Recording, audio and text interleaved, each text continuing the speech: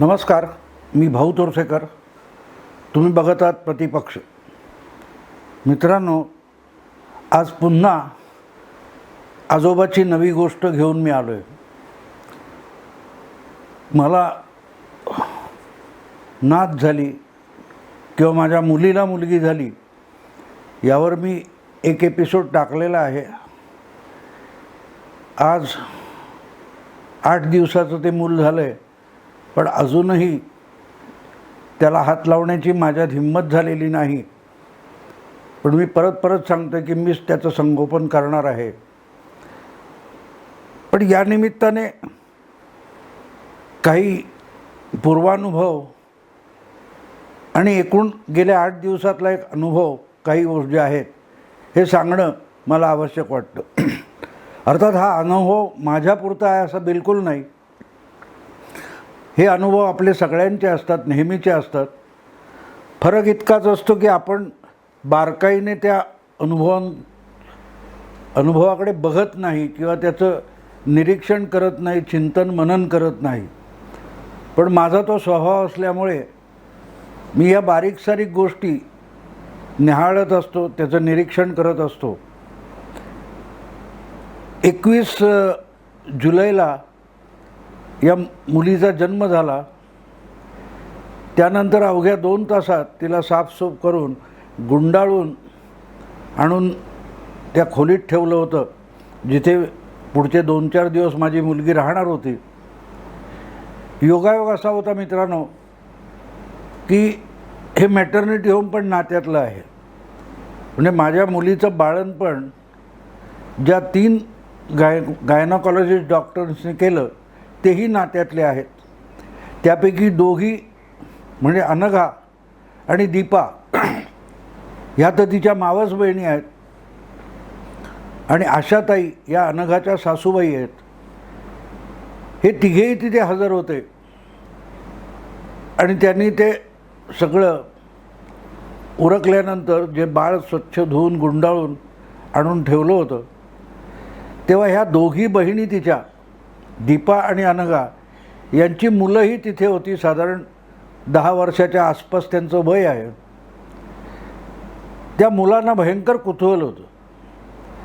आता ही एवढीशी मुलं आहेत, 10 वर्षाच्या आतली, 8-9 वर्षाची, पण ही किती चाणाक्षपणे विचार करतात हे आपल्या लक्षात येतं.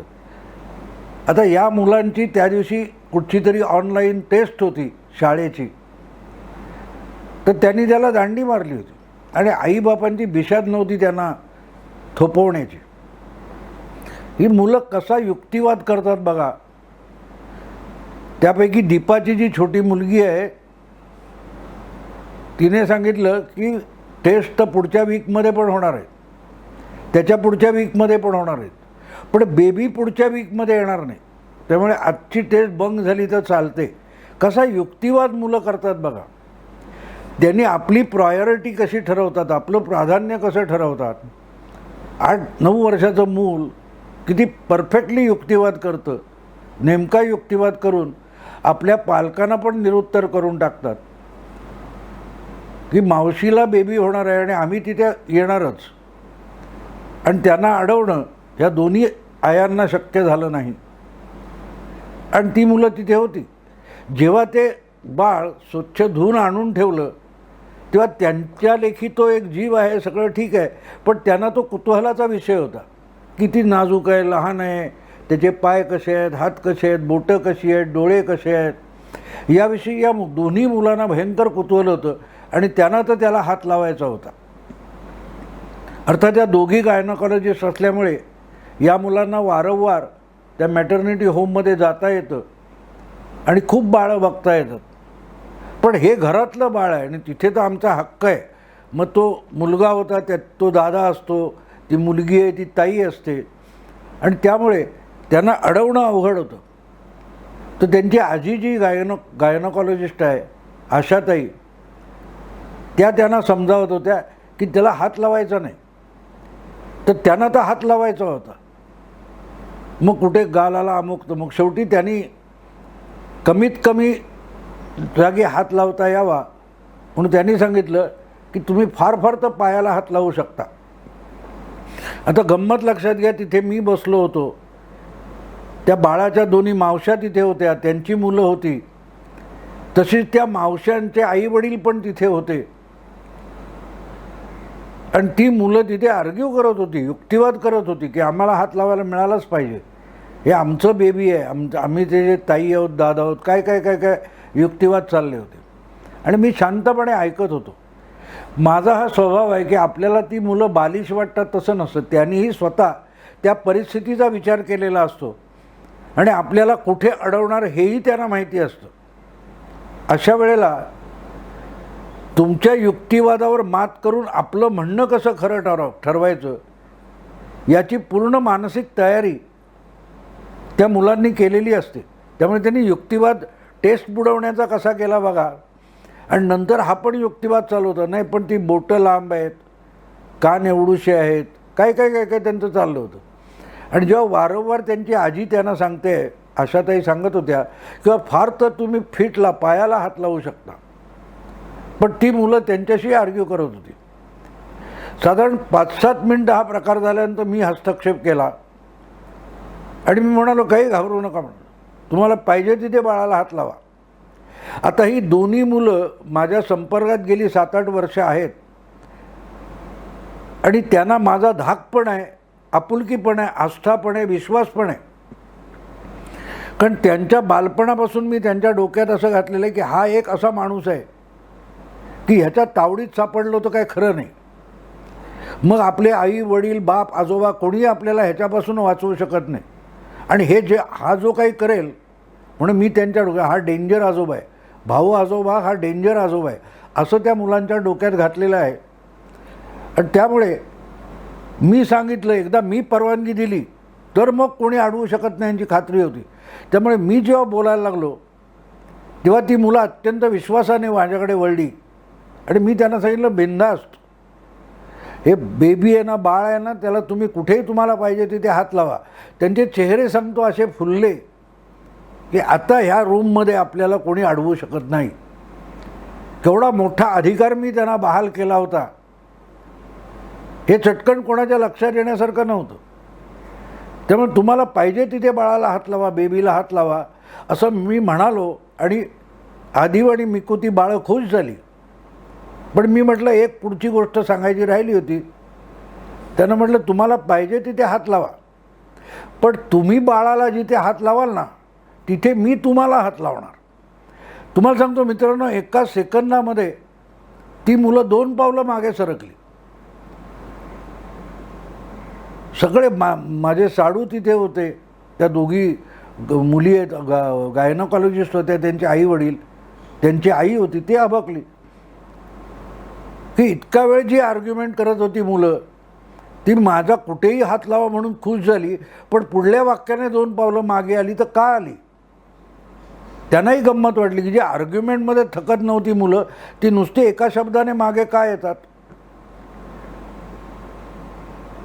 तर मी कुठेही हात लावीन आणि मला कोणी अडवू शकत नाही माहिती होतं, पण मी कुठेही हात लावीन याचा अर्थ आपल्याला दुखेल का, गुदगुल्या होतील का, काही अंदाज नाही आहे. सगळं अनाकलनीय आहे. भाऊ आजोबा हात कुठे लावील. आणि त्यामुळे ती दचकून पहिली मागे आली. त्यांच्यासमोर मी एक समस्या टाकली, एक प्रॉब्लेम टाकला. आणि ही मुलं टास्क मास्टर असतात. त्यांच्या बुद्धीला जर तुम्ही खाद्य दिलं तर त्यांची बुद्धी तल्लख होते, पण उडवाउडवी त्या मुलांशी करून चालत नाही. आणि ती 1 सेकंद दचकून मागे आली तेव्हा ती विचारात पडली की भाऊ आजोबा आपल्याला कुठे हात लावेल आणि हात लावलं तर काय होईल. हा प्रॉब्लेम त्यांच्यासमोर टाकला आणि त्याचं उत्तर शोधत ते माझ्या तोंडाकडे बघायला लागले. म्हटलं, बघा कुठेही हात लावा. पण ते माझ्याशी आर्ग्यू करत नव्हते. उलट त्यांनी शेवटी म्हटलं, नाही फीटला पायाला लावला हात चालेल. म्हटलं लावा, पण इतर कुठे हात लावलात तर मी तुम्हाला हात लावणार. आता गंमत लक्षात घ्या, कशी मुलं बारकाईने, की जे मी नकारात्मक होऊ देत नाही मुलांना. माझी पद्धत अशी आहे की मला पाहिजे ते मुलांनी करावं, पण मी त्यांना अडवलं आहे असं वाटतं कामा नये. मी त्यांना बाळाला हात लावण्यापासून अजिबात अडवलं नाही. हे करू नका ते करू नका बाकीचे सांगत होते, मी सांगत नव्हतो. मी तर त्यांना तुम्हाला पाहिजे ते करा म्हणालो. म्हणजे दिसायला मी सकारात्मक आहे, पण परिणामांच्या दृष्टीने त्यांच्या लक्षात आलं ही भयंकर नकारात्मक गोष्ट आहे आणि आपोआप ते मागे आले 2 पावलं. तर तुम्ही त्यांना सकारात्मक ठेवा असं माझं म्हणणं आहे. आता मग ते काय झालं, त्यांनी थोडासा पायाला हातबीत लावला, मग ते परत बाळ गुंडाळलं वगैरे वगैरे, तो विषय संपला. पण त्यांचे जे आजोबा आहेत माझे साडू, त्यांनी मला विचारलं, अरे तुला हे सुचतं कुठून? आम्ही इतकं मेंदू खाऊन जातात ही मुलं, पण त्यांना कुठे अडवावं हे आमच्या लक्षात येत नाही, तुला सुचतं कसं? तर मी त्याला दिलेलं उत्तर फार महत्त्वाचं आहे की मी त्या मुलांच्या बौद्धिक पातळीवर जाऊन विचार करतो की ही मुलं कसा विचार करतात. ती मुलं विचार करतात याच्यावर माझा विश्वास आहे. किती अगदी आमचं जे 7 दिवसाचं बाळ आहे ते पण विचार करतं असं माझं मत आहे. फक्त आपल्याला त्याच्या पातळीवर जाणं भयंकर अवघड असतं आणि त्यामुळे आपल्याला अंदाज येत नाही. रडतं ओरडतं आपण म्हणतो, तसं नसतं. ते एवढूसं बाळ आहे,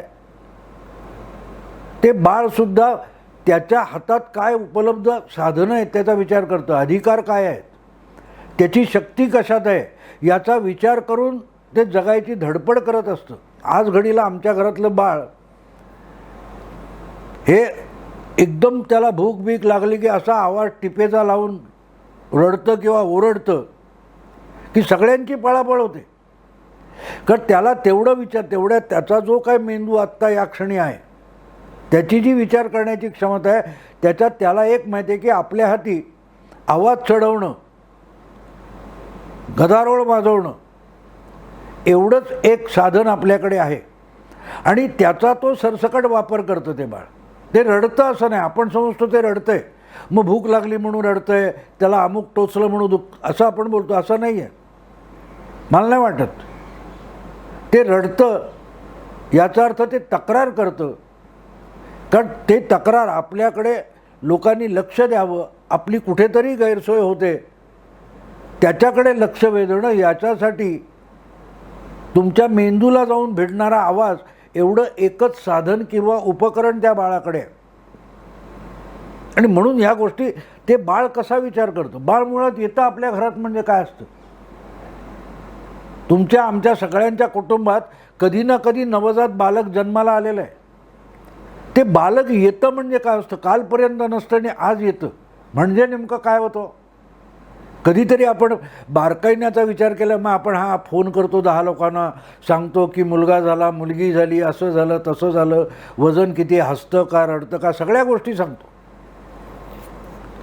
पण हे बाळ आपल्या घरात आपल्या कुटुंबात येतं तेव्हा नेमकं काय होतं माहिती आहे तुम्हाला?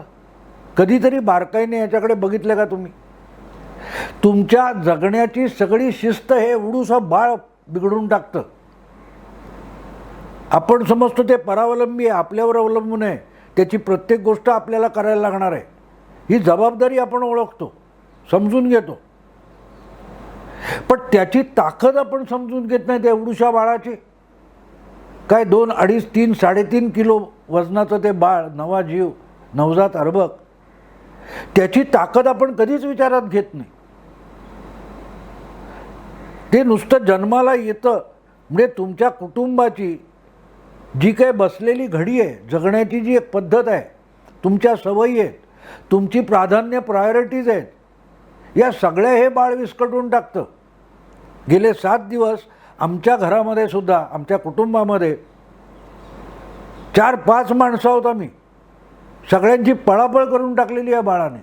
आहे एवढूसा जीव, आपल्यावर अवलंबून आहे असं आपण म्हणतो. पण त्याला मी मुद्दाम म्हटले, मी त्या सगळ्यांना, मुलीला आणि आमच्या जावयाला सांगतो, बॉस उठला का तुमचा, बॉस काय करतोय? तेव्हा त्यांना हसू येतं, का त्याच्या एका टिपेच्या आवाजाने ह्यांची पळापळ होते, सगळ्यांचीच होते. प्रत्येकाची जबाबदारी इतकी बदलून गेलेली आहे आज. त्या एका बाळाने किती काय बदल केलेत.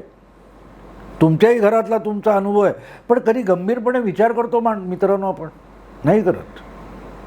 ते एक बाळ एवढूसा जीव, तो परावलंबी, पण त्याची ताकद किती आहे बघा. तो तुमचं सगळं ठरलेली शिस्त, घर, कुटुंब, जीवन पद्धती, जीवनातली प्राधान्य फटाकन बदलून टाकतो.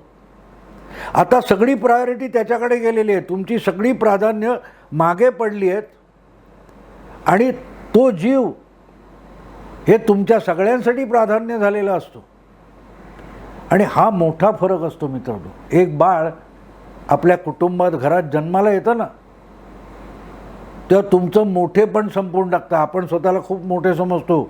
आपल्या घरात बाप, मुलं, भावंडं जी काय आहेत त्या सगळ्यांची सगळी शिस्त ते बाळ मोडून टाकतं, बदलून टाकतं, विस्कटून टाकतं. प्रायोरिटी त्याची असते आणि त्याच्या प्रायोरिटीला अनुषंगून आपल्या सगळ्या प्राधान्याचा क्रम ठरवावा लागतो. सगळ्यात आधी ते बाळ, त्याच्या काय गरजा आहेत, ते रडते का, त्याला काय हवं आहे, त्याच्यानंतर तुम्हाला काय हवं आहे, त्याची आंघोळ झाली का, तुमच्या आंघोळीला वेळ आहे. बघा ना तुम्ही, सगळं खाणं पिणं, प्रत्येक गोष्टी, झोपणं, अर्ध्या रात्री जागा होणं, तुमची झोप मोडवणं हे तुमची प्रायोरिटी राहत नाही. प्रत्येक गोष्ट ही त्या बाळाच्या प्रायोरिटीवर ठरते. एवढूशा नवजात बालकामध्ये ताकद असते. कधीतरी विचार करतो आपण मित्रांनो, नाही आपण त्याच्याकडे बिचारा आपल्यावर अवलंबून असलेलं बाळ जीव म्हणून बघतो. पण त्या घरामध्ये जिथे एक नवजात बालक जन्माला येतं ना, त्या कुटुंबात सगळ्यात शक्तिमान असा जर कोण प्राणी असेल, जीव असेल, तर ते बाळ असतं. आणि हे आपल्याला लक्षात पण येत नाही. आपण कधी त्याचे गुलाम होऊन गेलेलो असतो. प्रेमापोटी कसलेही त्याला शब्द वापरत नाही.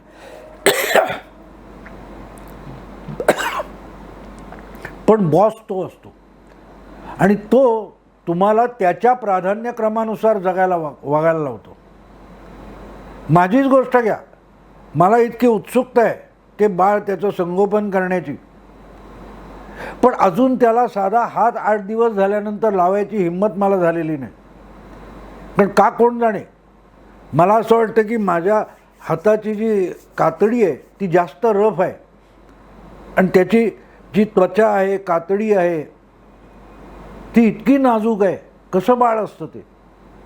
फुगा असतो ना आपण विकत घेतो, तो एक 4-5 तास गेल्यानंतर त्यातली हवा कमी होते आणि तो जसा थोडा फुसफुशीत वाटायला लागतो. तसं ते बाळ आत्ता आहे. आणि म्हणून मला त्याला हात लावायची पण थोडं भीती वाटते की आपल्या हात लावण्याने त्याला इजा होईल का. त्या 2 मुलांना मी खेळवलं वगैरे, ठीक आहे, दम दिला किंवा त्यांना परतवलं, पण माझी अजून त्या बाळाला हात लावायची हिंमत नाही घरातल्या. का. आपण आपली प्राधान्य कशी बदलतो बघा. की मला ते बाळ जन्माला येईपर्यंत एवढी उत्सुकता होती, पण अजून मला आत्मविश्वास नाही मी त्याला हाताळू शकेन. वागण्याच्या जगण्याच्या पद्धती बदलतात मित्रांनो. आणखीन एक गोष्ट आहे, एक बाळ जन्माला येतं ना, तेव्हा तुमच्या नात्यांमध्ये किती बदल होतात बघा. नात्यांमध्ये किती बदल होतात. मी एक पिढी मागे ढकलला गेलो. आजपर्यंत मुलगी आणि बाप ही 2 पिढ्यांचं जे अंतर होतं, आता 3 पिढ्या झाल्या. मी एक पिढी आणखीन मागे ढकलला गेलो. जीव एवढासा आहे, पण कशा गोष्टीत बदल घडवतो तो जीव, हे आपण लक्षात घेतलं पाहिजे. आणि म्हणून मी असं म्हणतो की ते बाळ समजून घेतलं पाहिजे.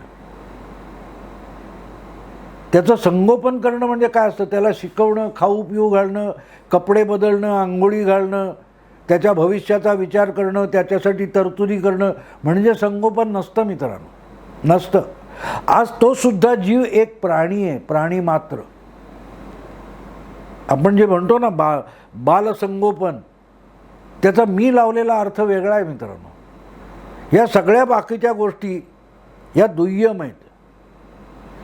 बाळाचं जेव्हा जन्माल्यापासून आपण संगोपन करतो, ते आपल्या पायावर उभं राहून स्वयंभू होईपर्यंत, तोपर्यंतच्या संगोपनाचा अर्थ त्याला सगळ्या सुविधा उभ्या करून देणं, आवश्यकता त्याच्या पूर्ण करणं असा नसतो.